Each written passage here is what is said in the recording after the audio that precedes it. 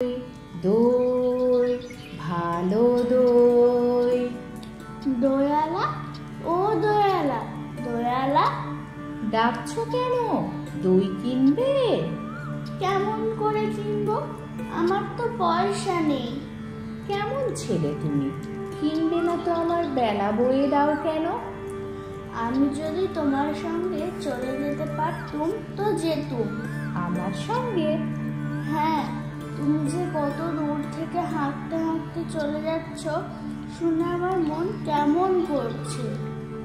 বাবা, তুমি এখানে বসে কি করছো? কবিরাজ আমাকে বেরোতে বারণ করেছে, তাই আমি সারাদিন এইখানেই বসে থাকি। আহা বাচ্চা, তোমার কি হয়েছে?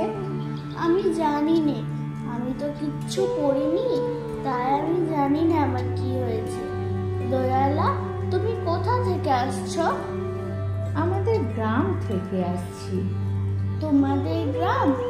অনেক দূরে তোমাদের গ্রাম? আমাদের গ্রাম সেই পাঁচমুড়া পাহাড়ের তলায়, শ্যামলী নদীর ধারে। পাঁচমুড়া পাহাড়, শ্যামলী নদী, কি জানি, হয়তো তোমাদের গ্রাম দেখেছি, কবে সে আমার মনে পড়ে না। তুমি দেখেছো? পাহাড় তলায় কোনোদিনও গিয়েছিলে নাকি? না, কোনোদিনও যাইনি, কিন্তু আমার মনে হয় যেন আমি দেখেছি। অনেক পুরানো কালের খুব বড় বড় গাছের তলায় তোমাদের গ্রাম, একটি লাল রঙের রাস্তার ধারে, না? ঠিক বলেছো বাবা। সেখানে পাহাড়ের গায়ে সব গরু চড়ে বেড়াচ্ছে। কি আশ্চর্য, ঠিক বলছো। আমাদের গ্রামে গরু চড়ে বই কি, খুব চড়ে। মেয়েরা সব নদী থেকে জল তুলে মাথায় কলসি করে নিয়ে যায়, তাদের লাল শাড়ি পরা। বাবা, ঠিক কথা। আমাদের সব কোয়েলা পাড়ার মেয়েরা নদী থেকে জল তুলে তো নিয়ে যায়, তবে কিনা তারা সবাই যে লাল শাড়ি পরে তা নয়। কিন্তু বাবা, তুমি নিশ্চয়ই কোনোদিনও সেখানে বেড়াতে গিয়েছিলে? সত্যি বলছি দয়ালা, আমি একদিনও যাইনি। কবিরাজ যেদিন আমাকে বাইরে যেতে বলবে সেদিন তুমি নিয়ে যাবে তোমাদের গ্রামে? যাবো বই কি বাবা, খুব নিয়ে যাব। আমাকে তোমার মতো ওইরকম দই বেচতে শিখিয়ে দিও, ওই রকম বাঁক কাঁধে নিয়ে ওই রকম খুব দূরের রাস্তা দিয়ে। মরে যায়, দই বেচতে যাবে কেন বাবা? এত এত পুঁথি পড়ে তুমি পণ্ডিত হয়ে উঠবে। না না, আমি কখনো পণ্ডিত হব না। আমি তোমাদের রাঙা রাস্তার ধারে তোমাদের বুড়ো বটের তলায় গোয়ালপাড়া থেকে দই নিয়ে এসে দূরে দূরে গ্রামে গ্রামে বেচে বেচে বেড়াবো। কি রকম করে তুমি বলো?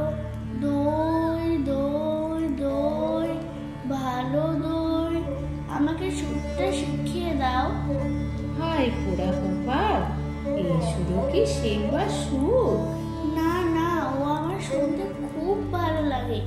আকাশের খুব শেষ থেকে যেমন পাখির ডাক শুনলে মন উদাস হয়ে যায়, তেমনি ওই রাস্তার মোড় থেকে ওই গাছের সারির মধ্যে দিয়ে যখন তোমার ডাক আসছিল, আমার মনে হচ্ছিল, কি জানি কি মনে হচ্ছিল। বাবা, এই একবার দই তুমি খাও। আমার তো পয়সা নেই। না না না, পয়সার কথা বলো না। তুমি আমার দই একটু খেলে আমি কত খুশি হব। তোমার কি অনেক দেরি হয়ে গেল? কিচ্ছু দেরি হয়নি বাবা, আমার কোনো লোকসান হয়নি। দই বেচতে যে কত সুখ, সে তোমার কাছে শিখে নিলুম।